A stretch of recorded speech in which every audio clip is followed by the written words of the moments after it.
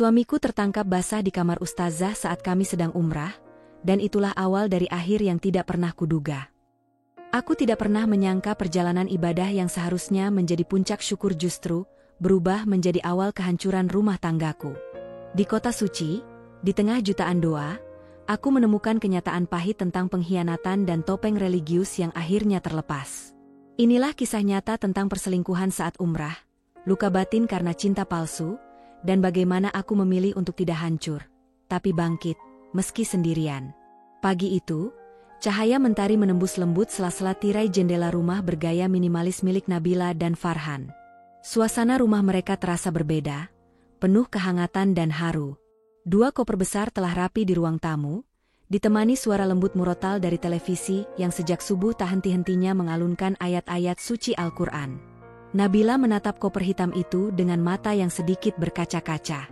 Tak terasa, akhirnya doa-doa yang dulu ia bisikan dalam sujud panjang kini terwujud. Ia dan suaminya, Farhan, akan berangkat ke Tanah Suci. Bukan sekadar liburan atau pelesiran spiritual yang biasa-biasa saja, melainkan perjalanan hati, sebuah bentuk rasa syukur yang dalam atas rezeki dan kemudahan yang Allah berikan kepada bisnis mereka yang belakangan ini berkembang pesat. Dulu, saat baru memulai usaha kecil di rumah kontrakan mereka di pinggiran kota, tak pernah terbayang akan ada hari seperti ini. Farhan merintis toko daring alat rumah tangga, sementara Nabila membantu dari balik layar, membalas pesan pelanggan, mengurus pengemasan, dan seringkali harus lembur hingga dini hari. Masa-masa itu penuh perjuangan, penuh air mata, namun juga penuh harapan. Kini, setelah bertahun-tahun, usaha mereka menjelma menjadi perusahaan kecil yang mulai dilirik pasar nasional. Karyawan mulai bertambah, omzet stabil, dan perlahan mereka mampu membeli rumah sendiri. "Ayah, kamu sudah siap?" tanya Nabila sambil membenarkan letak pashminanya, suaranya lembut namun terasa bergetar oleh rasa haru. Farhan, yang sedang memeriksa paspor dan dokumen keberangkatan, mengangguk sambil tersenyum. "Siap, Bunda. Bismillah, ya. Akhirnya kita bisa juga menjejak Tanah Suci, bukan cuma niat, tapi benar-benar berangkat." Mereka saling bertukar pandang sejenak. Dalam diam, ada banyak doa yang terucap di dalam hati. Mereka tahu, ini bukan sekadar perjalanan fisik ke Mekah dan Madinah, tapi juga perjalanan ruhani. Di sana nanti, mereka ingin memohon ampun atas hilaf masa lalu, memanjatkan doa untuk keluarga dan keturunan, dan tentu saja, mensyukuri limpahan rezeki yang mereka percaya datang bukan hanya karena usaha, tapi karena keberkahan dan restu dari Yang Maha Kuasa. Setelah berpamitan kepada orang tua dan tetangga terdekat, Nabila dan Farhan melangkah keluar rumah. Tak ada kemewahan yang mereka pamerkan. Bahkan, mereka sengaja memilih paket umrah reguler, tanpa fasilitas VIP. Mereka ingin merasakan ibadah dengan hati yang bersih, tanpa diliputi ego atau gengsi duniawi. Di dalam hati mereka hanya ada satu niat, berserah dan bersyukur. Mobil jemputan dari biro perjalanan sudah menunggu di depan rumah. Saat roda kendaraan mulai melaju menuju bandara, Nabila menyandarkan kepalanya ke bahu Farhan. Hatinya bergetar. Tangannya menggenggam tasbih kecil yang selalu ia bawa sejak dulu. "Semoga perjalanan ini membawa kita jadi manusia yang lebih baik. Ya, ya," bisiknya lirih. Farhan mengecup kening istrinya pelan. "Amin, Bunda. Kita datang sebagai tamunya. Semoga pulang nanti, hati kita benar-benar bersih seperti bayi yang baru lahir." Dan demikianlah, dengan langkah yang penuh harap dan hati yang diliputi syukur, mereka memulai perjalanan suci mereka ke Baitullah, sebuah babak baru dalam hidup mereka sebagai suami istri, sebagai hambanya. Hari-hari pertama di Madinah seperti mimpi yang menjadi nyata bagi Nabila. Setiap pagi mereka berjalan kaki menuju Masjid Nabawi, menikmati udara sejuk dan aroma wangi dari toko-toko parfum di sepanjang jalan. Farhan selalu menggandeng tangan Nabila dengan lembut, mengajak memperbanyak zikir, dan tak pernah absen sholat berjamaah di masjid. Namun, yang membuat hati Nabila benar-benar tersentuh, adalah perubahan sikap Farhan yang kian terlihat dalam keteguhannya menjalani ibadah. Ia tak lagi hanya menunaikan kewajiban, tetapi juga meresapi setiap momen. Setelah sholat subuh, Farhan tak langsung pulang ke hotel seperti sebagian jamaah lain. Ia lebih sering duduk berlama-lama di pelataran masjid, membaca Al-Quran, atau mendengarkan kajian subuh yang diisi oleh ustaz dan ustazah dari berbagai rombongan. Salah satu yang paling sering mengisi kajian adalah Ustazah Lina, seorang dayah muda dari Jakarta yang dikenal tegas namun lembut dalam menyampaikan ilmu. Farhan tampak antusias mengikuti kajian yang dibawakannya, bahkan tak jarang berdiskusi setelah kajian selesai. Nabila yang duduk di sisi perempuan hanya bisa menyaksikan dari kejauhan, melihat suaminya begitu semangat dan penuh perhatian. Awalnya, Nabila merasa bangga. Ada getar syukur dalam hatinya setiap kali melihat Farhan mencatat poin-poin penting dari ceramah Ustazah Lina, atau dengan hikmat menyimak saat beliau menyampaikan tafsir ayat-ayat tertentu. Ia merasa, inilah jawaban dari doa-doanya selama ini. Seorang suami yang tak hanya mencari dunia, tapi juga mulai mengejar akhirat dengan sungguh-sungguh. Masya Allah, Farhan berubah banyak ya, Bel, ujar salah satu teman sekamarnya di hotel, Ayu, yang juga anggota rombongan umrah mereka. Nabila tersenyum sambil mengangguk. Iya, Ayu. Aku juga bersyukur banget. Rasanya, Allah benar-benar menyentuh hatinya di tanah suci ini. Namun, seiring berjalannya hari, perubahan itu mulai menimbulkan pertanyaan-pertanyaan kecil dalam benaknya. Farhan yang biasanya banyak bercerita, kini lebih sering tenggelam dalam pikirannya sendiri. Ia sering meminta izin untuk ikut kajian tambahan malam hari bersama kelompok pria, sementara Nabila tinggal di kamar. Kadang ia kembali larut malam, membawa buku catatan, wajah serius, dan kadang terlalu lelah untuk sekadar bercengkerama. Nabila mencoba memahami. Ini semua demi kebaikan, pikirnya. Tapi diam-diam, ia mulai merasa jauh. Puncaknya adalah ketika mereka berada di Mekah, sehari setelah melaksanakan umrah pertama. Saat itu, Farhan secara khusus meminta izin untuk mengikuti halaqah tertutup yang dipandu langsung oleh Ustazah Lina di aula hotel. Ia menyampaikan bahwa meski diikuti oleh laki-laki dan perempuan, kajian itu akan dipisah ruangnya, dan Farhan ingin benar-benar fokus.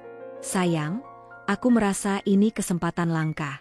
Kajian khusus tafsir surat An-Nur langsung dari beliau. Aku ingin memperdalam ilmunya.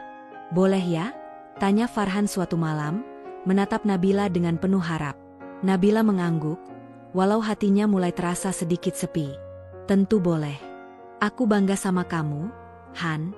Serius deh. Farhan tersenyum lebar, mencium tangan istrinya, dan bergegas meninggalkan kamar. Malam itu, Nabila duduk sendirian di tepi jendela kamar hotel yang menghadap ke Masjidil Haram. Lampu-lampu kota Mekah berpendar indah, tapi hati Nabila terasa kosong. Ia memejamkan mata, mencoba menenangkan gelisah yang perlahan muncul. Ia tidak cemburu. Tidak seharusnya begitu. Farhan milik Allah, dan tugasnya sebagai istri adalah mendukung hijrah dan semangat kebaikan suaminya. Tapi entah kenapa, ada perasaan yang sulit ia jelaskan. Semacam rindu yang belum sempat tertuntaskan, meski mereka sedang bersama di tempat paling suci di muka bumi. Mungkin ini bagian dari ujianku, bisik Nabila dalam hati, menatap langit malam. Ketika kebanggaan berubah menjadi pertanyaan. Hari-hari di tanah suci seharusnya menjadi puncak kedamaian hati. Namun bagi Nabila, justru mulai terasa ada riak kecil dalam benaknya yang sulit ia tenangkan. Sejak rombongan mereka tiba di Mekah, pola sikap Farhan semakin berbeda. Bukan pada syalatnya, bukan pada zikirnya, bukan pada semangatnya mengikuti ibadah. Semua itu masih ia lakukan dengan konsisten, bahkan mungkin lebih khusyuk dari sebelumnya. Namun justru pada waktu-waktu di antara ibadah, ketika jamaah lain beristirahat atau makan bersama, Farhan kerap tak ada di kamar. Kadang hanya 1 jam, kadang hingga menjelang maghrib. Dan ketika Nabila bertanya, jawabannya selalu ringan, sekadar ziarah tambahan bersama beberapa ikhwan, ikut kajian kilat, atau menenangkan diri di sekitar masjid. Awalnya Nabila menepis kegelisahan itu. Ia percaya pada suaminya. Tapi hari demi hari, perasaan ganjil itu kian menguat. Sebab ia mulai melihat pola yang tak biasa. Seperti siang itu, ketika rombongan jamaah berkumpul untuk makan siang di restoran hotel. Nabila datang terlambat karena harus menelepon ibunya di Indonesia yang sedang sakit flu ringan. Saat ia masuk ruangan makan, pandangannya langsung menangkap 2 sosok yang sedang berdiri agak terpisah dari kerumunan, Farhan dan Ustazah Lina. Mereka tampak sedang berbicara serius. Jarak mereka sopan, tapi nada bicara mereka tampak personal. Ustazah Lina menunduk, sesekali tersenyum tipis, sementara Farhan berbicara sambil sesekali mengangkat tangan, seperti sedang menyampaikan sesuatu yang penting. Tak ada yang mencurigakan secara terbuka, tapi entah mengapa, ada dorongan naluriah dalam dada Nabila yang membuat langkahnya tertahan. Ia tak mendekat. Ia memilih duduk di ujung ruangan dan hanya mengamati dalam diam, sambil berpura-pura memeriksa ponsel. Setelah beberapa menit, Farhan kembali ke mejanya seolah tak terjadi apa-apa. Ia menyapa Nabila dengan senyuman hangat, lalu dengan tenang mengambil nasi dan lauk. "Sayang, tadi aku lihat kamu ngobrol sama Ustazah Lina. Bahas kajian ya?" tanya Nabila sambil menyuap makanan perlahan, mencoba terdengar biasa. Farhan mengangguk cepat. "Iya." Dia tanya soal rencana halakah lanjutan malam ini. "Aku bilang mungkin aku ikut lagi." "Setiap malam ikut?" Nabila mencoba menyembunyikan nada suara yang berubah sedikit. Farhan hanya tersenyum dan berkata, "Kan jarang-jarang dapat kesempatan begini, Bel. Sayang kalau dilewatkan." Nabila tak berkata apa-apa lagi, hanya mengangguk dan kembali menyendok nasi. Tapi dalam hatinya, awan mulai menggumpal.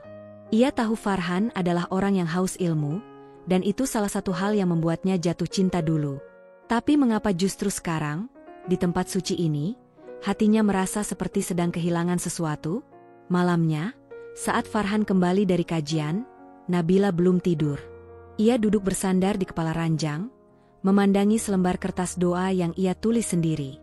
Ketika Farhan masuk, ia menyapa dengan ringan. "Ustazah Lina ngajarin apa malam ini?" tanyanya tanpa menoleh. Farhan terdiam sejenak. "Tadi bahas kisah istri Nabi Musa. Tentang kesabaran dan peran perempuan sebagai penyejuk rumah tangga." Sahut Nabila pelan. "Menarik. Apa kamu tanya-tanya lagi ke beliau setelah kajian selesai?" Farhan terduduk di kursinya. Kali ini suaranya terdengar sedikit kaku. "Ya, aku sempat tanya, tapi sebentar aja." "Kenapa?" Nabila akhirnya menatap Farhan. "Gak apa-apa. Cuma, kamu sering banget ngobrol berdua sama Ustazah. Aku lihat. Bukan aku suzon. Cuma, aku mulai merasa kamu lebih nyaman cerita ke dia daripada ke aku." Farhan menatap Nabila dalam-dalam. Hening sejenak. "Nabila, kamu salah paham. Aku cuma kagum sama ilmunya, itu aja. Gak lebih. Aku gak ada niat aneh-aneh. Sumpah." Nabila tersenyum tipis, lalu mengalihkan pandangannya ke jendela kamar yang mengarah ke langit malam Mekah. "Kadang bukan soal niat, Han. Tapi soal jarak hati. Kamu mungkin gak sadar, tapi aku mulai merasa ada bagian dari dirimu yang bukan untuk aku lagi." Farhan terdiam. Mekah terasa sangat sunyi malam itu, seolah hanya suara detak jam dinding yang menjadi saksi bahwa ada sesuatu dalam hati Nabila yang mulai retak, pelan-pelan.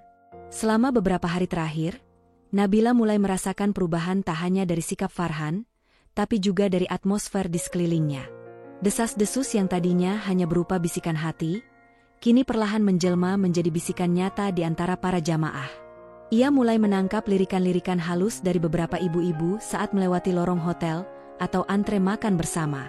Mereka tak berbicara terang-terangan, namun tatapan mereka cukup memberi sinyal bahwa ada sesuatu yang sedang dibicarakan di balik senyum dan salam mereka. Sesekali, ketika ia berjalan di belakang sekelompok ibu-ibu yang sedang bercakap pelan, Nabila sempat mendengar sepatah dua patah kata yang menohok. "Istri sahnya itu kayak gak tahu apa-apa. Kasihan ya?" Dan, "Dekat banget, padahal cuma ustazah tamu." Meskipun tidak ada nama yang disebut secara langsung, Nabila tahu betul siapa yang dimaksud. Ia tahu betul kepada siapa ucapan-ucapan itu mengarah. Dan perlahan, seperti air hujan yang menetes ke batu setiap hari, keraguan dalam hati Nabila mulai menembus lapisan kepercayaan yang selama ini ia bangun untuk suaminya. Pikiran Nabila mulai terpecah antara menjaga kehusyukan ibadahnya dan membendung tsunami perasaan yang tak pernah ia duga datangnya. Ia masih menunaikan sholat dengan hikmat, masih berdoa dengan penuh harap. Namun kini ada sepotong luka yang mulai tumbuh di sudut-sudut hatinya. Luka yang tak berdarah, tapi terasa nyeri setiap kali matanya menangkap bayangan Farhan dan Ustazah Lina berada dalam satu ruang yang sama. Di ruang makan, di aula kajian, bahkan di pelataran Masjidil Haram, mereka kadang terlihat berjalan beriringan, tak bersentuhan tentu saja, namun cukup dekat untuk memunculkan spekulasi. Farhan terlihat lebih hidup saat bersama Lina. Pandangan matanya bersinar, langkahnya ringan, dan tubuhnya condong ke arah perempuan itu seperti magnet yang tak bisa dijelaskan dengan logika biasa. Nabila mencoba berpikir positif. Ia mencoba menanamkan dalam dirinya bahwa ini semua hanyalah bentuk semangat belajar, bahwa suaminya hanya sedang terpukau pada ilmu agama, bukan pada sosok yang membawakannya. Tapi setiap hari, keraguan itu tumbuh dan semakin kuat mencengkeram hatinya. Hingga pada suatu malam, kejadian yang selama ini hanya ia bayangkan terjadi di kepalanya, datang dalam bentuk nyata. Malam itu, Farhan tertidur lebih awal dari biasanya. Ia tampak lelah sepulang dari kajian malam. Biasanya ia akan meletakkan ponselnya di sisi tempat tidur. Namun entah mengapa malam itu benda itu tergeletak di meja kecil dekat sofa, dalam jangkauan Nabila yang masih terjaga. Lampu kamar redup, hanya cahaya dari kota Mekah yang masuk dari balik jendela, menyinari sebagian wajah Farhan yang tertidur dengan damai. Nabila duduk diam di ujung ranjang, matanya menatap kosong pada layar ponsel yang sesekali menyala karena notifikasi masuk. Ia tidak berniat mencarinya. Ia tidak pernah ingin menjadi istri yang mengintip kehidupan pribadi pasangannya.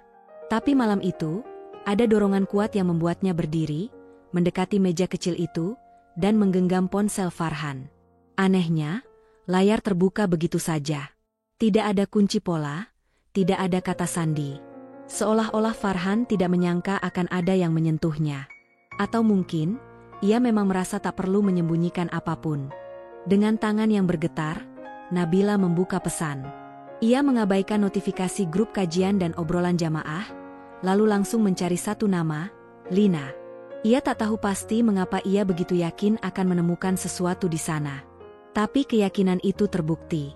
Begitu jari-jarinya menekan nama itu, pesan demi pesan muncul di layar. Dan dalam hitungan detik, isi hatinya serasa diremukan.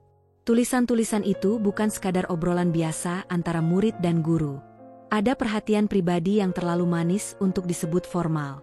Ada kalimat-kalimat mesra yang terbungkus dalih agama. Kalimat pujian yang tak biasa, ungkapan rindu dalam bentuk doa, dan bahkan satu dua kalimat yang menyeratkan harapan akan langkah baru dalam hidup yang lebih berkah dan tenang. Mata Nabila membesar.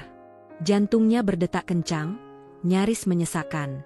Ia menelusuri percakapan itu dengan teliti, mencari celah di mana mungkin ia salah paham. Tapi tak ada ruang untuk menyangkal. Kata-kata itu terlalu jelas. Ada emotikon hati yang tersembunyi di sela-sela lafaz doa. Ada sapaan lembut yang tak pantas keluar dari seorang guru kepada murid yang telah beristri. Dan yang paling menghancurkan, di salah satu pesan, Farhan menulis kalimat panjang tentang bagaimana ia merasa baru benar-benar menemukan ketenangan jiwa setelah mengenal Lina. Kalimat itu menusuk Nabila seperti pisau tajam yang diselipkan di balik bunga. Ia mematung, duduk kembali di ujung ranjang dengan tangan masih menggenggam ponsel. Hatinya terasa kosong. Semua perjalanan spiritual yang seharusnya penuh kebahagiaan dan makna kini terasa runtuh begitu saja. Perjalanan umrah yang mereka niatkan sebagai bentuk syukur atas keberkahan hidup, kini berubah menjadi titik mula dari kegoncangan yang tak pernah ia bayangkan. Ia tidak menangis. Air matanya seperti tertahan oleh dinding-dinding syok. Tapi tubuhnya gemetar. Hatinya hancur. Kepalanya penuh tanya yang tidak tahu harus diarahkan kemana. Malam itu terasa sangat panjang. Farhan tertidur pulas, tak menyadari badai yang sedang berkecamuk di sisi lain ranjang. Dan Nabila, untuk pertama kalinya sejak mereka tiba di Tanah Suci, merasa benar-benar sendirian, bukan karena tak ada orang di dekatnya, tapi karena orang yang seharusnya menjaga hatinya justru sedang mengisinya dengan luka yang dalam dan sunyi. Mekah tidak pernah tidur. Di setiap jengkal tanahnya, doa-doa terus mengalir tanpa henti. Tapi malam itu, di antara cahaya lampu kota dan lantunan ayat-ayat suci yang bersahutan dari kamar-kamar hotel, sebuah peristiwa mengguncang diam-diam, seperti petir yang menyambar dalam cuaca yang terlihat tenang. Nabila duduk sendiri di lobi hotel setelah menyelesaikan ibadah malam. Wajahnya pucat, matanya sembab, namun ia berusaha tetap tenang. Sejak malam sebelumnya, setelah membaca pesan-pesan antara Farhan dan Lina, hatinya seperti kosong. Ia belum berani bicara langsung, belum siap menumpahkan semuanya. Ia hanya diam, memandangi Farhan dengan mata yang tak lagi penuh cinta, tapi juga belum sepenuhnya membenci. Ia menunggu waktu yang tepat. Atau barangkali, ia berharap semua ini akan selesai tanpa harus membuka luka di hadapan siapapun. Tapi malam itu, takdir memilih untuk menyingkap segalanya secara terang-terangan. Sekitar pukul 11 malam, suasana hotel yang biasanya tenang berubah. Beberapa jamaah yang masih duduk di area makan kecil dikejutkan oleh suara gaduh dari arah lift lantai 2. Beberapa staf hotel berlari-lari kecil, lalu seorang pria berseragam petugas keamanan masuk dengan langkah tegas. 2 orang jamaah laki-laki tampak ikut naik ke lantai atas, dan dalam beberapa menit kemudian, turun kembali sambil menggiring 2 sosok yang membuat seluruh mata di lobi terpaku. Farhan. Dan di sebelahnya, Ustazah Lina. Mereka tidak dalam kondisi berdekatan secara fisik, tetapi jelas dari sorot mata dan raut wajah mereka bahwa sesuatu telah terjadi. Wajah Farhan tegang dan sedikit berkeringat. Lina terlihat pucat dan panik, meski berusaha menjaga air muka dengan tetap menunduk dan melangkah hati-hati. Seorang staf hotel berbicara dalam bahasa Arab yang cepat dan marah, menunjukkan sesuatu pada petugas keamanan, kemungkinan besar adalah rekaman CCTV atau laporan pengaduan. Desas-desus mulai menyebar seperti api yang membakar jerami kering. Jamaah berbisik-bisik. Beberapa langsung menutupi mulut dengan syok. Lainnya mulai menyebut nama, Farhan, dan Ustazah Lina, dengan nada getir dan heran. 2 nama yang sebelumnya disanjung karena kehusyukan dan kepedulian terhadap agama, kini menjadi pusat gunjingan yang tak bisa dihentikan. Nabila membeku. Ia tidak bisa berdiri. Dunia seperti berputar di sekelilingnya. Napasnya pendek, jantungnya berdetak terlalu cepat. Ia memaksakan diri untuk bangkit, namun tubuhnya terasa sangat berat. Saat Farhan menoleh sekilas ke arahnya dari kejauhan, tatapan mereka bertemu, dan dalam sorot mata itu, Nabila tidak lagi melihat rasa bersalah, melainkan ketakutan. Semua terjadi begitu cepat. Dalam waktu kurang dari 15 menit, pihak otoritas lokal datang. Dengan kewenangan mereka, keduanya langsung diamankan. Bukan karena kekerasan atau keributan, tetapi karena satu pelanggaran berat di tanah suci yang tidak bisa ditawar. Berduaan di kamar tanpa ikatan mahram. Berdasarkan laporan staf hotel, Farhan tertangkap masuk ke kamar Lina tanpa izin resmi dan pada waktu larut malam. Ia tampak gugup dan mencoba memberi alasan ketika ditanya. Namun saat staf meminta dokumen pembuktian mahram atau setidaknya surat izin dari agen travel, keduanya tak mampu menunjukkan apapun. Tak ada catatan bahwa mereka bersaudara, tak ada ikatan resmi apapun, dan waktu kunjungan pun melewati batas yang diperbolehkan. Otoritas Saudi tidak main-main dalam hal ini. Di tanah suci, aturan mahram ditegakkan secara ketat, bukan sekadar untuk menjaga moralitas, tetapi demi menjaga kesucian tempat itu sendiri. Farhan dan Lina dibawa keluar dari hotel dengan pengawalan ketat. Tidak ada teriakan, tidak ada perlawanan, tapi kehinaan menggantung di udara seperti kabut pekat yang menyesakkan napas. Nabila hanya bisa menyaksikan semuanya dalam diam. Ia tidak menangis, tidak berteriak, tapi tubuhnya bergetar, seperti daun kering yang tersapu angin. Ia berjalan perlahan ke lift, kembali ke kamarnya, menutup pintu, lalu bersujud. Bukan karena ingin minta tolong, tapi karena satu-satunya tempat untuknya berpaling dari kehancuran adalah sajadah itu. Dalam sujudnya yang panjang, air matanya tumpah. Bukan hanya karena Farhan telah menghancurkan kepercayaannya, tapi karena semuanya terjadi di tanah yang paling ia muliakan. Tempat yang seharusnya menjadi rumah spiritual mereka, kini menjadi saksi runtuhnya rumah tangga yang ia bangun dengan sepenuh hati. Keesokan paginya, suasana hotel berubah drastis. Pihak agen travel mengadakan pertemuan darurat, menjelaskan bahwa 2 anggota jamaah sedang dalam pemeriksaan oleh otoritas Arab Saudi dan meminta semua jamaah untuk menjaga lisan, tidak berspekulasi, dan tetap fokus pada ibadah. Namun berita itu sudah terlalu menyebar. Bahkan jamaah dari rombongan lain pun mulai mengetahui kasus ini. Nama Farhan dan Lina tersebar, tak hanya di lobi, tapi hingga ke grup-grup WhatsApp jamaah. Nabila memilih tidak ikut pertemuan itu. Ia mengurung diri. Bukan karena malu, tapi karena hatinya terlalu lelah.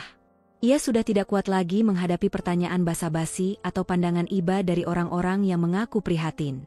Yang ia butuhkan bukan simpati, melainkan kejelasan. Tapi kejelasan itu kini tak bisa ia minta dari siapapun. Farhan sedang ditahan. Lina juga. Dan masa depan pernikahannya kini tergantung pada jawaban yang mungkin tidak akan ia terima dengan mudah. Dalam diam, Nabila tahu satu hal, kepercayaannya telah hancur. Dan di tanah suci inilah, ia kehilangan suaminya. Bukan karena kematian, tapi karena pengkhianatan yang dilakukan dengan tenang dan sembunyi-sembunyi, lalu terbongkar oleh tangan takdir. Ia memandang keluar jendela. Langit Mekah masih biru, suara azan zuhur menggema. Tapi hatinya kosong. Karena meski seluruh dunia berkumandang dengan suara-suara panggilan ilahi, yang terdengar di dadanya hanyalah suara patah yang tak bisa diperbaiki. Berita itu menyebar lebih cepat dari angin padang pasir. Dalam waktu kurang dari 2 hari, hampir seluruh jamaah dari berbagai rombongan Indonesia di kota suci itu telah mendengar tentang insiden yang menimpa pasangan dari rombongan Nabila. Tak satu pun menyebut nama Farhan dan Lina secara langsung di awal, tapi semua tahu siapa yang dimaksud. Mekah mungkin luas, tapi komunitas para jamaah haji dan umrah, terlebih dari satu negara, adalah lingkungan yang sempit. Sekali satu kabar pecah, pantulannya menjalar kemana-mana. Yang menyakitkan bukan hanya fakta bahwa Farhan dan Lina melanggar aturan mahram, tetapi bahwa keduanya adalah wajah-wajah yang selama ini berdiri paling depan dalam setiap sesi ibadah rombongan. Farhan, pria muda dengan bisnis sukses dan kesalehan yang sempat menjadi inspirasi. Lina, ustazah lulusan Timur Tengah yang dikenal dengan tutur lembut dan materi ceramah yang penuh hikmah. Kini keduanya tercoreng, dan noda itu tak hanya menempel pada mereka, tapi juga menetes pada seluruh rombongan. Ketua rombongan dipanggil ke kantor otoritas untuk memberikan keterangan dan menjelaskan struktur keberangkatan jamaah. Agen travel ditegur keras, diminta pertanggungjawaban karena dinilai lalai dalam mengawasi interaksi antar jamaah. Ada ketegangan di antara para petugas, bahkan hingga ke urusan administratif.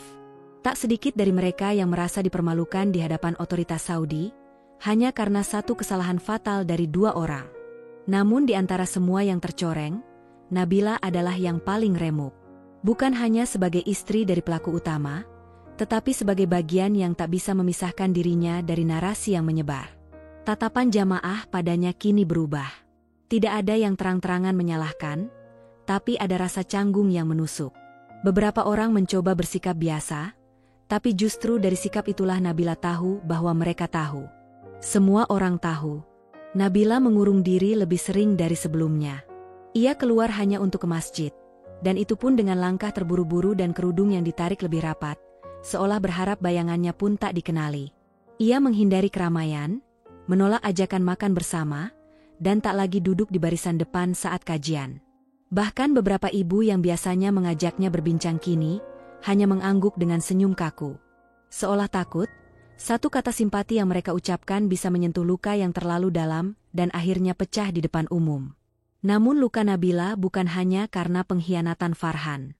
Bahkan bukan hanya karena malu yang ia pikul sendirian. Yang paling menghancurkan adalah kehancuran kepercayaannya pada orang-orang yang selama ini ia yakini sebagai penjaga cahaya. Ustazah Lina bukanlah sekadar pembimbing agama dalam rombongan. Bagi Nabila, Lina adalah representasi dari perempuan muslim yang ideal, lembut, berilmu, tak banyak bicara kecuali yang penting, dan memiliki aura keibuan yang membuatnya mudah dihormati. Nabila sempat beberapa kali curhat pada Lina saat masih di Madinah, bahkan meminta saran tentang kehidupan rumah tangga. Ia pernah berkata, "Saya ingin menjadi istri seperti ustazah nanti." Kini kalimat itu bergema dalam kepalanya seperti ejekan yang kejam. Ia merasa bodoh, terlalu percaya, terlalu polos. Dunia spiritual yang selama ini ia rawat dengan keyakinan dan adab, kini seperti menampakkan wajah lain. Dunia di mana bahkan orang yang tampak paling suci bisa menyimpan api dalam balutan tasbih. Dan yang lebih menyakitkan, Farhan tidak pernah menampakkan penyesalan sebelum kejadian itu pecah di mata publik. Bahkan selama hari-hari sebelum penangkapan, ia masih berperilaku seperti biasa, menyapa dengan senyum, berbicara tentang nilai-nilai agama, dan kadang memeluk Nabila di depan umum sebagai suami saleh. Betapa dalamnya topeng yang ia pakai, betapa meyakinkannya sandiwara itu. Dan Nabila, yang pernah begitu bangga menyebut Farhan sebagai pemimpin dunia dan akhiratku, kini tak tahu siapa sebenarnya pria itu. Berhari-hari Nabila mencoba menata hatinya, namun semuanya terasa runtuh. Ia menangis bukan hanya karena ditinggalkan, tetapi karena perasaan bahwa ia telah tertipu oleh citra, oleh narasi keagamaan yang dibungkus begitu indah. Ia merasa seperti orang yang berdiri di atas sajadah. Namun tak sadar lantainya adalah pasir hisap yang siap menelannya kapan saja. Saat sholat malam, air matanya mengalir lebih deras dari biasanya. Namun bukan tangis putus asa, melainkan tangis karena kebingungan. Kepada siapa lagi harus percaya jika orang-orang yang bicara tentang Allah pun bisa mengkhianatinya? Ia mulai mempertanyakan segalanya. Apa arti ibadah jika dilakukan oleh orang yang menyembunyikan niat kotor? Apa arti ceramah jika pelakunya sendiri melanggar garis moral yang ia ajarkan? Apa arti rumah tangga jika suaminya mampu mencintai dua perempuan dalam waktu yang sama, dengan wajah yang sama tenangnya? Nabila tak menjawab semua pertanyaan itu. Ia hanya duduk diam, memeluk dirinya sendiri di kamar hotel yang kini terasa seperti ruang pengasingan. Ia memandangi dinding yang kosong, merasakan sepi yang menusuk tulang. Dan untuk pertama kalinya sejak ia menikah, Nabila merasa dirinya benar-benar sendirian. Tak ada Farhan, tak ada ustazah, tak ada teman jamaah yang benar-benar mengerti apa yang sedang berkecamuk di dalam dirinya. Dan dalam sepi itulah, perlahan muncul satu perasaan yang sebelumnya tak pernah ada dalam hatinya. Kehilangan arah. Ia tak tahu apakah masih bisa percaya pada cinta. Ia tak yakin apakah bisa memandang agama dengan cara yang sama lagi. Dan lebih dari segalanya, ia tak tahu apakah dirinya mampu kembali menjadi utuh setelah semua ini. Mekah tetap berdiri. Ka'bah tetap dipenuhi oleh orang-orang yang tawaf dengan penuh harap dan cinta. Tapi bagi Nabila, tanah suci ini tak lagi hanya menjadi tempat mencari berkah. Ia telah berubah menjadi tempat di mana kebenaran ditelanjangi, dan hati manusia diuji dengan cara yang paling sunyi dan menyakitkan. Beberapa hari setelah insiden yang mengguncang rombongan itu, Farhan akhirnya dibebaskan dari tahanan sementara oleh otoritas Arab Saudi. Ia dilepaskan bukan karena terbukti tak bersalah, tetapi karena proses hukum awal telah selesai dijalankan. Sanksi administratif sudah dicatat, pernyataan telah ditandatangani, dan dokumen pelanggaran mahram dikembalikan ke Biro Travel sebagai bagian dari tanggung jawab hukum dan moral. Namun bagi Farhan, hukuman yang paling berat bukan datang dari pihak otoritas, melainkan dari mata dan sikap orang-orang yang dulu mengaguminya, terutama dari mata Nabila, yang kini menatapnya seolah ia adalah orang asing. Tak ada pelukan, tak ada senyum, bahkan tak ada ucapan. Hanya diam yang terasa tajam, seperti pisau yang terus digesekkan ke satu luka yang tak bisa sembuh. Farhan mencoba berbicara. Ia menunggu waktu yang tepat, ketika suasana tidak terlalu ramai, ketika Nabila sedang duduk sendiri di pojok restoran hotel, hanya dengan secangkir teh yang sudah dingin. Ia menarik kursi dengan pelan, lalu duduk di depannya tanpa meminta izin. Nabila tidak menoleh, tapi juga tidak berdiri. Ia diam. Dan di hadapan diam itulah, Farhan mulai membuka mulutnya, dengan suara yang rendah namun gemetar, seperti seseorang yang sedang meniti tali rapuh di atas jurang penghakiman. Ia meminta maaf. Dengan kata-kata yang ia susun sebaik mungkin. Ia mengakui bahwa yang ia lakukan adalah salah. Bahwa ia telah mengecewakan banyak orang, terutama Nabila. Tapi yang membuat Nabila tidak bisa menerima, dan sekaligus membuatnya muak, adalah ketika Farhan mulai menyisipkan alasan. Ia berdalih bahwa rumah tangga mereka, meski terlihat baik di luar, selama ini dingin secara emosional. Bahwa mereka jarang benar-benar bicara dari hati ke hati. Bahwa Nabila terlalu sibuk dengan kesibukan bisnis dan ibadahnya sendiri. Bahwa kehadiran Lina, yang mendengarkan dan memahami, membuatnya merasa dilihat kembali. Alasan-alasan itu bukan hanya melukai, tapi juga menghina. Bagi Nabila, kata-kata Farhan bukan bentuk penyesalan, tapi justru upaya pembenaran. Ia seolah berkata, "Aku bersalah, tapi kamu juga bagian dari sebab." Itu bukan permintaan maaf. Itu tudingan halus, berkedok pengakuan. Dan bagi seorang istri yang telah menyerahkan seluruh hidupnya untuk membangun keluarga bersama, alasan semacam itu hanya menambah rasa sakit yang sebelumnya telah membatu di dadanya. Ia tidak menjawab. Tidak satu kata pun. Tapi matanya menatap Farhan, dan dalam pandangan itu ada ketegasan yang tidak bisa diganggu-gugat. Kepercayaan itu telah mati. Sementara itu, kabar tentang Ustazah Lina beredar cepat. Ia sudah dideportasi. Setelah proses interogasi awal, pihak travel memutuskan untuk tidak membela kasusnya lebih jauh. Sebuah keputusan yang mengejutkan banyak orang, tapi dipandang sebagai langkah yang perlu untuk meredam kemarahan otoritas Arab Saudi. Lina dipulangkan dengan catatan hitam, namanya masuk daftar pengawasan, dan ia tidak akan lagi diizinkan menjadi pembimbing rombongan umrah maupun haji. Pemecatannya diumumkan tanpa seremoni, melalui pesan resmi yang dibacakan oleh pimpinan Biro Travel. Sederhana, kering, tanpa embel-embel, untuk menjaga marwah dan kepercayaan jamaah, Ustazah Lina tidak lagi menjadi bagian dari tim kami.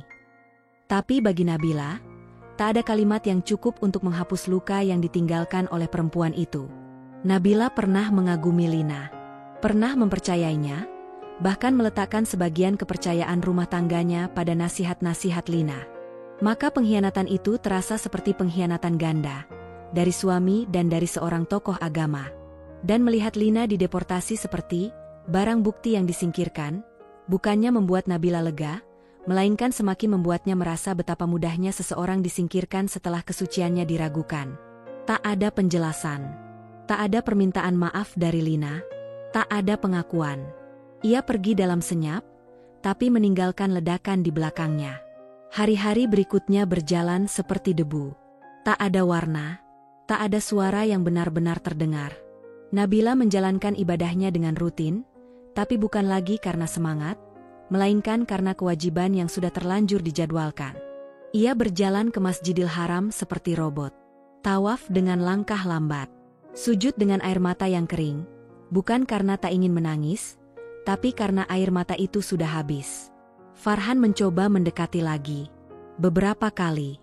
Membawa air zam-zam. Menanyakan kabar. Menawarkan membantu menata koper. Tapi semua itu hanya membuat Nabila semakin menjauh. Ia melihat suaminya bukan sebagai penyesal, tapi sebagai pria yang takut kehilangan kenyamanan hidupnya. Farhan tidak kehilangan cintanya, karena entah sejak kapan, cinta itu telah ia berikan pada perempuan lain. Yang ia takutkan sekarang hanyalah kehilangan status, kehilangan muka, dan kehilangan posisi. Dan Nabila tahu, bila ia memilih diam, dunia akan memaafkan Farhan lebih cepat dari yang seharusnya. Karena dalam banyak kasus, perempuan yang diselingkuhi seringkali diminta untuk ikhlas, sabar, dan memperbaiki diri. Tapi Nabila merasa, cukup sudah. Ia telah sabar terlalu lama. Ia telah memberi terlalu banyak ruang bagi luka.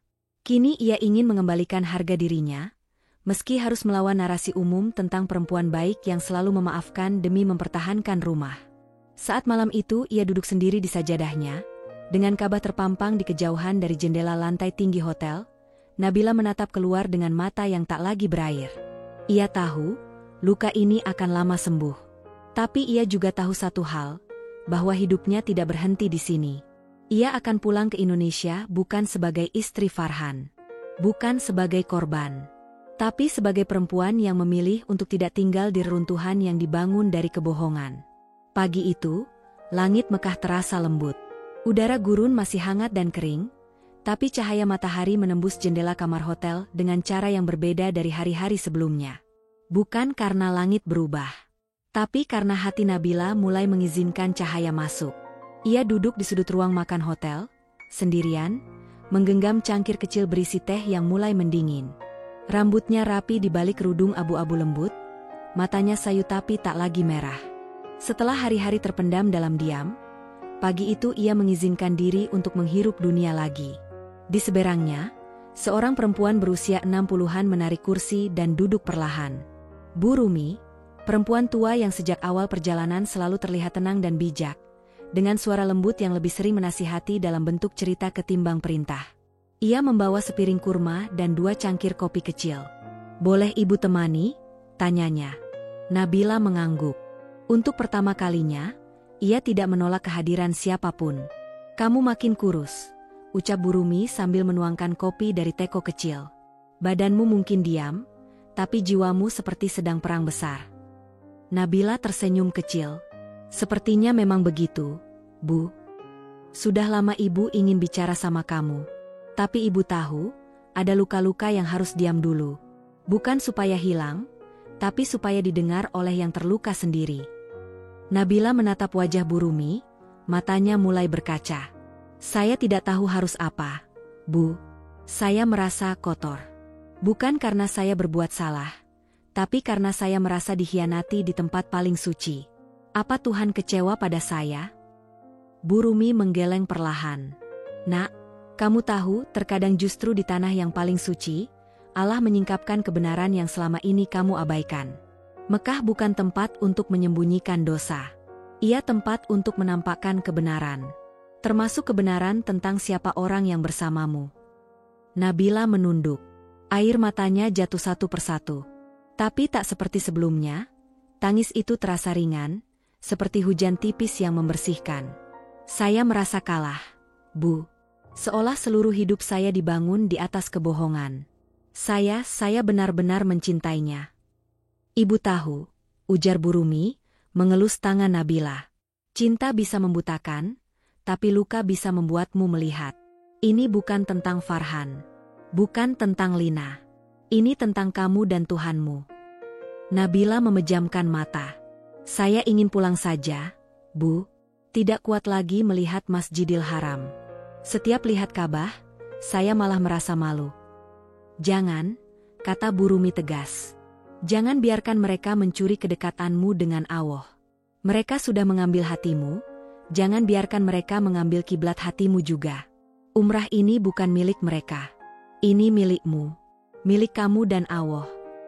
Hening menyelimuti keduanya. Hanya terdengar suara sendok yang pelan menyentuh piring, dan langkah-langkah para jamaah yang berseliweran di luar ruangan. Apakah saya lemah, Bu, kalau saya memutuskan untuk berpisah? Bukan lemah, jawab Bu Rumi. Itu tandanya kamu tahu kapan harus menyelamatkan dirimu. Kadang, mencintai diri sendiri lebih penting daripada mempertahankan cinta yang sudah membusuk. Jangan pikir Allah murka pada perempuan yang menjaga harga dirinya. Nabila mengangguk pelan. Ia merasakan sesuatu yang berbeda. Bukan keberanian, tapi kesadaran. Kesadaran bahwa selama ini ia mencoba mempertahankan sesuatu yang telah lama kosong. Dan bahwa tidak semua rumah tangga harus diselamatkan, apalagi jika fondasinya adalah kebohongan. Hari-hari berikutnya, Nabila menjalani ibadah seorang diri. Ia tawaf dengan tenang, berdiri sendiri di barisan sholat, membaca Quran dengan suara lirih sambil menahan tangis yang perlahan berubah menjadi zikir. Tidak ada Farhan, tidak ada Lina, hanya dirinya dan Allah. Di antara ribuan manusia yang mengelilingi Ka'bah, ia merasa sendiri. Tapi juga merasa paling dekat dengan Tuhan. Dan dalam kesendirian itu, ia merasa kuat. Seolah setiap langkah tawaf adalah langkah menuju dirinya yang baru. Setiap sujud adalah pengakuan bahwa ia pernah dikhianati manusia, tapi tak pernah ditinggalkan Tuhannya. Suatu malam setelah tahajud, ia duduk di tepi lantai masjid, memandangi Ka'bah dari kejauhan. Tangannya membuka catatan kecil, dan ia mulai menulis, perlahan. Ya Allah, aku datang ke rumah MU dalam keadaan utuh, tapi Engkau izinkan aku pecah agar aku bisa Kau bentuk kembali. Kini aku tahu, cinta sejati bukan pada manusia yang berkhianat, tapi pada MU yang selalu menunggu. Ia mengakhiri kalimat itu dengan titik yang mantap. Sepulang dari umrah, Nabila tidak menunda lagi. Di bandara, Farhan mencoba berbicara, tapi ia hanya menjawab pendek. Tolong hormati saya. Kita bicara nanti, secara hukum. Dan seminggu kemudian, dengan langkah tenang dan hati yang sudah tidak gemetar lagi, ia mengajukan gugatan cerai ke pengadilan agama. Keputusan itu bukan karena amarah, bukan karena ingin membalas, tapi karena ia tahu, dirinya layak untuk dicintai dengan setia. Dan Tuhan tidak pernah menitahkan seorang perempuan untuk terus bertahan dalam kebohongan atas nama kesabaran. Sepulang dari Tanah Suci, hidup Nabila seperti membuka lembaran baru yang penuh ketenangan sekaligus ketegangan batin. Masyarakat sekitar, sebagian menatap iba, sebagian dengan bisik-bisik yang hanya berhenti ketika ia melintas. Tapi tak ada satupun tatapan itu yang benar-benar menyentuhnya. Ia telah mengalami luka di tempat paling suci, dan setelah itu, semua bentuk rasa malu yang manusia berikan menjadi tidak relevan. Ia telah jatuh terlalu dalam untuk takut jatuh lagi. Kini ia berjalan dengan luka yang menjadi bagian dari dirinya, bukan untuk ditutup-tutupi, melainkan sebagai bukti bahwa ia pernah memilih untuk tidak diam dalam pengkhianatan. Farhan, sejak awal kepulangan mereka, tidak menyerah begitu saja. Ia memulai dari pesan-pesan singkat, lalu surat panjang, lalu hadiah yang dikirimkan diam-diam melalui kurir. Kemudian mengirim perwakilan, adik perempuannya, sahabat lamanya, bahkan ustaz lokal yang pernah mengisi pengajian di lingkungan mereka. Semuanya membawa pesan yang sama, permohonan maaf, harapan untuk memperbaiki, ajakan kembali membangun dari awal. Tapi bagi Nabila, semua itu tak lebih dari reruntuhan yang disapukan rapi, bukan rumah baru yang bisa ditempati lagi. Farhan datang sendiri, akhirnya. Mengetuk pintu rumah yang dulu mereka bangun bersama dari nol, rumah yang sebagian besar dibiayai dari kerja keras Nabila mengembangkan bisnis herbalnya. Ia berdiri di depan pagar, menunduk, dengan wajah letih yang tak bisa lagi ditutup oleh pakaian rapi atau bahasa tubuh sopan. Tapi ia tidak menemukan Nabila seperti yang dulu, yang akan berlari menyambutnya, yang akan membuka pagar dengan senyum hangat, yang akan melupakan kesalahan demi menjaga keharmonisan semu. Kali ini, yang menatapnya dari balik jendela adalah perempuan yang sudah melalui badai, dan tidak lagi bisa ditiup jatuh hanya oleh angin permintaan maaf. Nabila tidak membuka pintu, tidak menyuruh pembantu menyambutnya, tidak pula meminta tamunya masuk.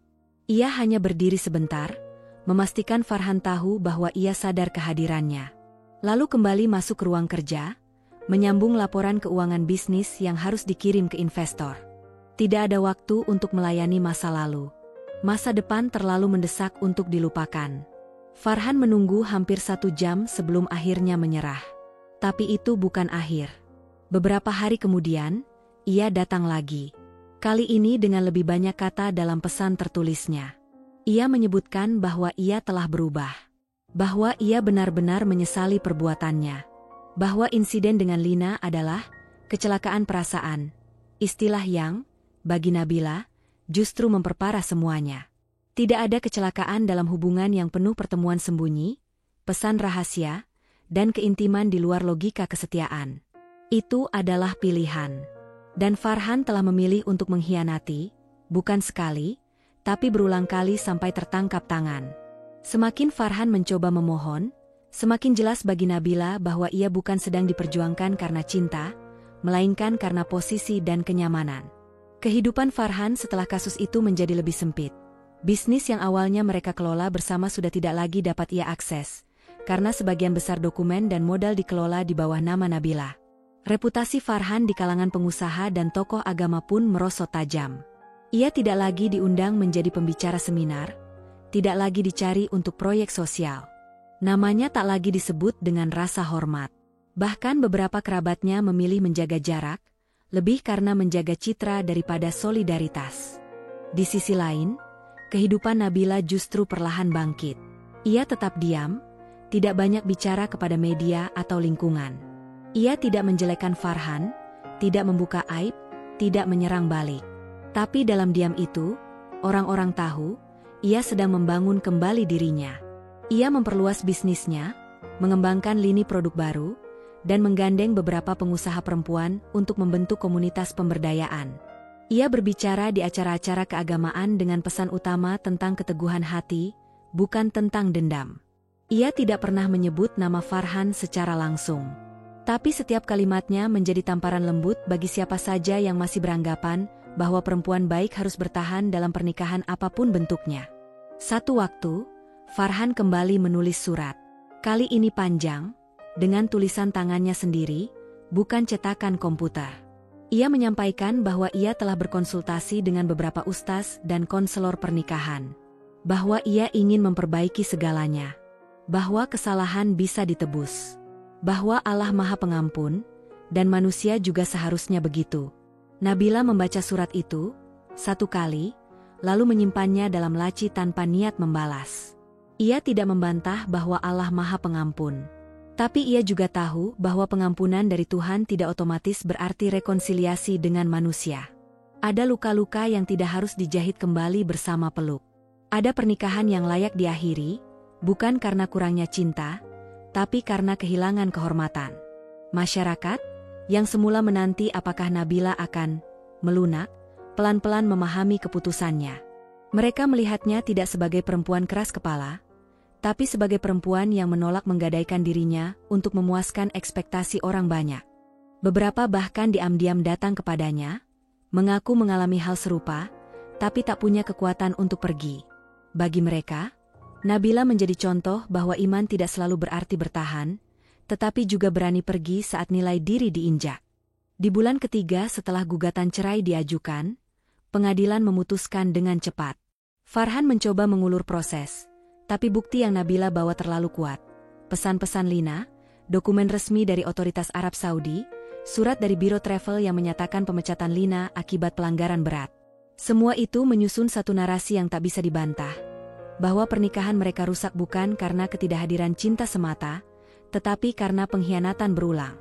Putusan cerai itu keluar pada hari Jumat, dalam suasana langit yang mendung.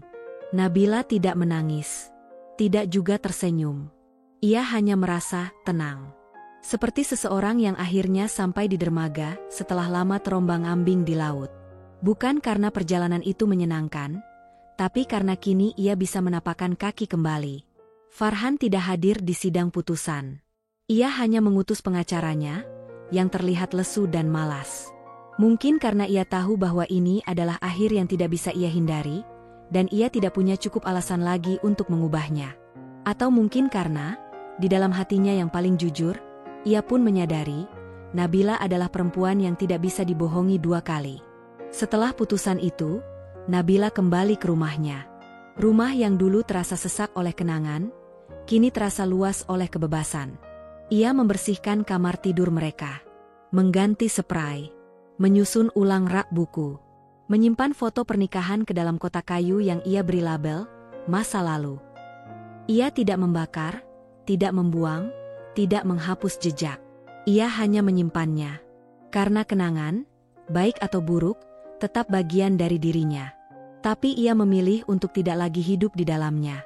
Hari-hari berikutnya, Nabila semakin sibuk membangun. Bukan hanya bisnis, tapi juga hidup. Ia mulai belajar hal-hal baru yang dulu tak sempat. Memasak, berkebun, menulis jurnal.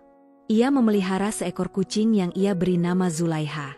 Kecil, berbulu putih, dan setia tidur di ujung kakinya setiap malam. Dalam kesendirian itu, Nabila tidak merasa sepi.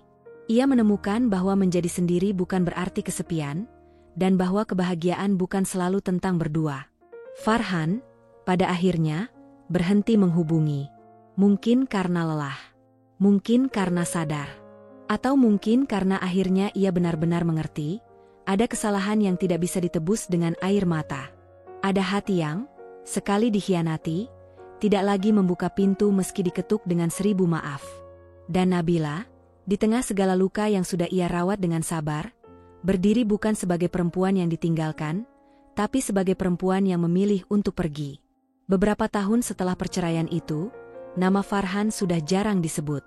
Dahulu, ia adalah figur sentral dalam banyak ruang. Forum bisnis, majelis ilmu, kolom berita komunitas, hingga acara keagamaan tahunan. Ia pernah dipuji sebagai pengusaha muda religius yang sukses, perpaduan langka antara dunia dan akhirat, katanya. Tapi waktu punya cara sendiri untuk menyaring reputasi. Dan dari saringan waktu itulah Farhan jatuh sebagai serpihan yang tersisa, bukan sebagai legenda, melainkan peringatan. Setelah kasusnya dengan Ustazah Lina mencuat, satu persatu pintu tertutup. Rekan bisnis yang dahulu memujanya kini menjauh secara halus. Beberapa bahkan memutus kerjasama, berdalih ingin menjaga citra perusahaan. Dalam dunia yang menjual moralitas sebagai identitas, satu celah saja cukup untuk menggoyangkan seluruh fondasi. Usahanya yang dulu ramai perlahan kehilangan kepercayaan publik. Konsumen yang merasa tertipu secara moral beralih ke kompetitor.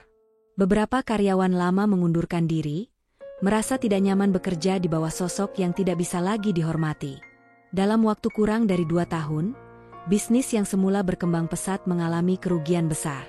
Farhan, yang dulu hidup dalam kemapanan, mulai menjual aset sedikit demi sedikit. Kendaraan, properti investasi, bahkan rumah yang dahulu dibangun bersama Nabila. Yang lebih menyakitkan bukan hanya kerugian materi, tapi kehancuran yang bersifat tak kasat mata, kehilangan wibawa, kehilangan kepercayaan, kehilangan nama baik. Tak ada yang lebih menyakitkan bagi orang seperti Farhan selain disapa dengan tatapan yang tidak lagi hormat, dan dipanggil dengan nama yang hanya mengingatkan pada aib. Setelah Lina dideportasi dan tak pernah terdengar lagi kabarnya, Farhan sempat mencoba menjalin hubungan baru. Tapi semuanya dangkal dan gagal. Ia menjadi lelaki yang terus-menerus mencari pengganti, bukan karena cinta, tapi karena ia kehilangan pusat gravitasinya. Dalam pernikahannya dulu, Nabila bukan hanya istri, ia adalah jangkar. Dan ketika jangkar itu melepaskan diri, Farhan hanyut tanpa arah. Ia mencoba bangkit dengan proyek baru. Seminar motivasi spiritual yang ia adakan hanya dihadiri segelintir orang. Video dakwahnya tidak laku. Bahkan tawaran sebagai pembicara pun berhenti datang. Sekali, ia mencoba menulis buku autobiografi berjudul Dari Lembah Dosa Menuju Cahaya Taubat, namun publik menolaknya mentah-mentah.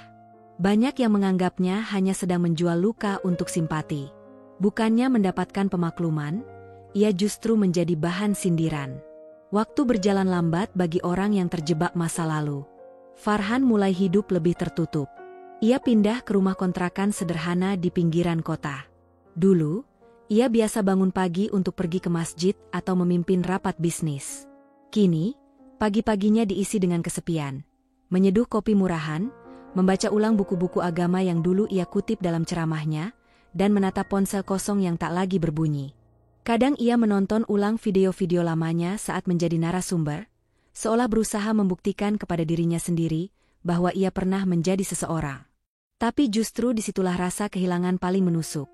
Wajah muda yang berapi-api itu kini tampak asing baginya sendiri. Ia melihat masa lalu seperti seseorang yang menatap foto orang mati. Orang tuanya yang dulu bangga, kini hanya bisa menyebut namanya dalam doa. Mereka tak pernah menghardiknya secara langsung, tapi mereka adalah tamparan paling telak. Saudara-saudaranya menjaga jarak, sebagian karena malu, sebagian karena benar-benar tidak tahu harus bicara apa. Dalam keluarga besar, Farhan menjadi topik sensitif, diucap dalam bisik, atau tidak disebut sama sekali. Pernah, dalam satu malam yang dingin, Farhan duduk di sajadahnya lebih lama dari biasanya. Ia menangis. Tapi air mata itu bukan permohonan maaf pada Tuhan. Ia menangis karena tidak tahu bagaimana lagi menjalani hidup yang tak sesuai bayangannya. Ia merenung, bukan untuk memperbaiki, tapi untuk mengutuki. Bahwa semua ini terjadi hanya karena satu kesalahan. Tapi jauh di lubuk hatinya, ia tahu, ini bukan satu kesalahan, melainkan satu pola pengkhianatan yang ia pelihara sendiri. Ia tahu, tapi tak pernah benar-benar mengakuinya. Lalu datang usia yang tak lagi muda. Garis-garis di wajahnya semakin dalam. Rambut mulai memutih. Energi merosot. Tapi yang paling berat adalah beban batin, rasa sesal yang tak punya tempat untuk dilampiaskan. Ia tidak punya istri untuk meminta maaf. Tidak punya anak untuk diwarisi pelajaran. Tidak punya sahabat sejati untuk diajak bicara. Ia punya tubuh, rumah, dan waktu. Tapi tidak punya siapapun. Satu kali ia mencoba menulis surat untuk Nabila. Bukan untuk meminta kembali. Tapi untuk berkata bahwa ia akhirnya mengerti mengapa Nabila memilih pergi. Tapi surat itu tak pernah dikirim. Ia membacanya berulang kali sendiri, lalu menyobeknya menjadi serpihan kecil dan membakarnya. Ia sadar, bahkan permintaan maaf yang paling jujur pun mungkin sudah tak layak diberikan, jika terlalu terlambat. Pada suatu titik, Farhan menjadi bayangan dari dirinya yang dulu. Lelaki yang dulu gagah bersorban dan penuh percaya diri, kini menjadi lelaki pendiam yang jarang keluar rumah. Sesekali terlihat di masjid kecil dekat kontrakannya, duduk di saf belakang, mendengarkan khutbah dengan wajah tertunduk. Tidak ada yang mengenalnya, tidak ada yang menyapanya, dan ia tidak lagi butuh itu. Akhirnya, ia hidup dalam kesendirian yang tidak dikehendaki.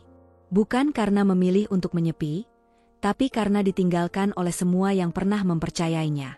Begitulah cara waktu memperlakukan orang yang mengkhianati kesetiaan. Tidak dengan murka, tapi dengan pengasingan perlahan. Tidak dengan bencana dramatis, tapi dengan pengikisan harapan. Farhan tidak mati mendadak. Ia mati sedikit demi sedikit dalam hidupnya sendiri. Dan jika ada satu hal yang paling menghancurkan, itu adalah ketika seseorang sadar, terlalu terlambat, bahwa yang paling ia butuhkan bukan ampunan dari orang lain, tapi pengampunan dari diri sendiri. Dan bahwa ia sudah kehilangan kesempatan itu sejak hari ketika ia memilih menutup pintu rumah untuk masuk ke kamar yang bukan miliknya.